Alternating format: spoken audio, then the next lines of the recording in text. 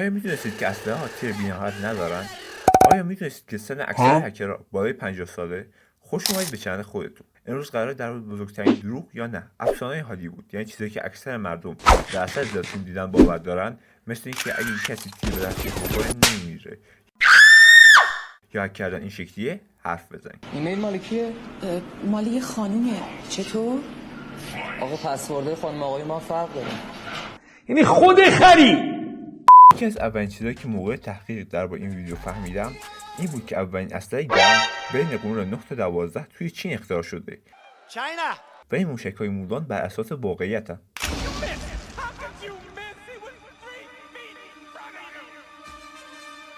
سلام دوستان، اومدم یه پیج بهتون معرفی کنم.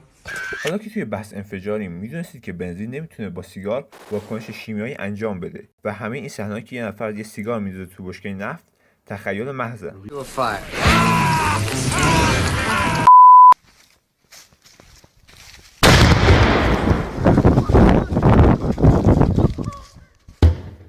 از طرف دیگه این بشکه قرمزها شروورن. اصلا چجوری قراره در اثر شلیک گلوله منفجر بشه؟ دلیل انفجار اینا قوانین فیزیک نیستن، بلکه قوانین سینمان که میگن تا جای ممکن توی بک‌گراند هر شتتون باید آب، بارون یا برف و آتیش داشته باشید. برسیم به فکتی که من بعد از شنیدنش این ویدیو رو ساختم، اونم این که صدا خفه کن صدای اسلحه رو ساکت نمیکنه. یعنی مثلا صداش از منفی 160 170 دسیبل که از صدای موتور هواپیما بلندتره میرسونه به منفی 120 دسیبل که به گوش آدم صدمه نمیزنه. و سربازا این هدفونا را به خاطر گیمر بودنشون نمیپوشن.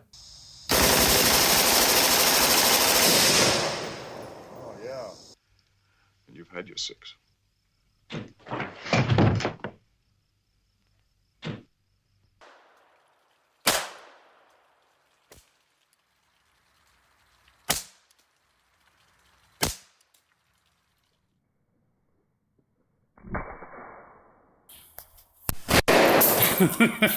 ولی صداش بازم به بلندی صدای اره برقیه و برای رفرنس صدای یه مکالمه عادی منفی 60 دسیبله و حدس بزنید صدای گریه یه نوزاد چقدره.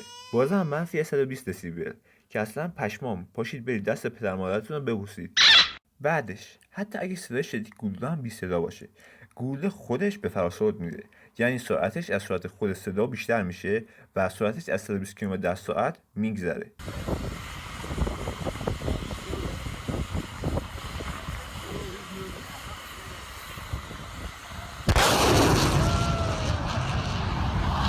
و اگه هواپیما این کار بکنه، شیشه‌های ساختمون رو میشکنه و این کار خودش میتونه کلی صدا تولید کنه.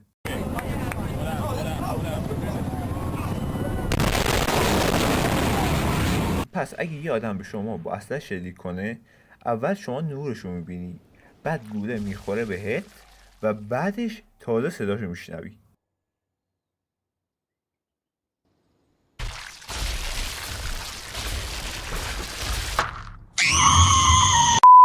حدس بزنید چند ثانیه طول میکشه اگه شما انگشتتون رو بذارید روی ماشه یه AK-47 و شلیک کنید تا وقتی که خشابش تموم بشه. 20 ثانیه، 10 ثانیه، 5 ثانیه، نه 3 ثانیه.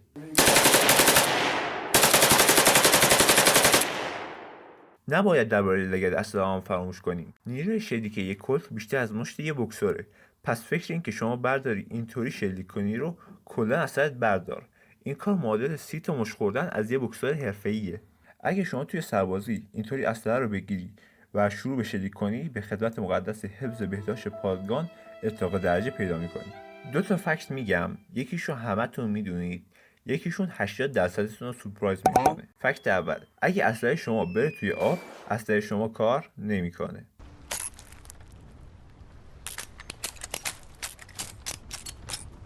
حالا فکت دوم، اگه شما یه گلوله رو توی آب شلیک کنید، اون گلوله خنثی میشه و مثلا این صحنه توی نجات پرایوت رایان واقع گرایانه نیست. باهوشا کامنت کنن به خاطر کدوم قانون نیوتن همچین اتفاقی میفته.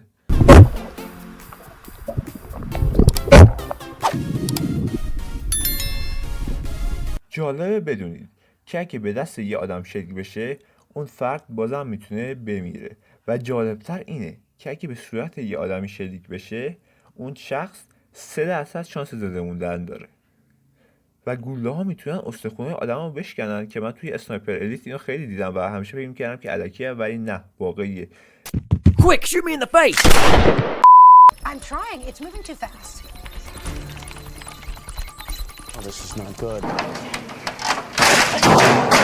جالبه بدونید اولین هک تاریخ توی سال 1970 انجام شد که یه سری خطوط تلفن هک میشن. حدس بزنید بعدش چی میشه. آدم پا میشه میره زنگ میزنه به نیکسون رئیس جمهور وقت آمریکا و نیکسون هم تلفن رو برمیداره. یه پیام دارم برای پارسالی عزیز. یه سری کلیشه ها درباره هک کردن وجود دارن که من خیلی عصبانی میکنن و یکیش اینه. این انیمیشن سه‌بعدی احمقانه ترین چیزه. یعنی اصلا چی، چرا، چطور، چگونه، برای چی ما اینجاییم؟ شما در پشتی کدوم امارات دیدی که تاکاری شده باشه؟ کدوم آدمی میاد و واسه چیزی که قرار نیست هیچ وقت هیچ کسی ببینتش یه انیمیشن خیلی خفن میسازه؟ و فیلم ها قراره یه چیز بصری باشن.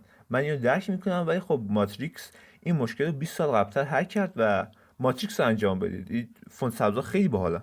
بعدش توی فیلم ها هکرها عموما یه بچه 12 سالن یا یه وال 18 تونی هن که اکثر هکرها توی دنیای واقعی یه کارمند پیرندکمه یقه خونده 50 سالن.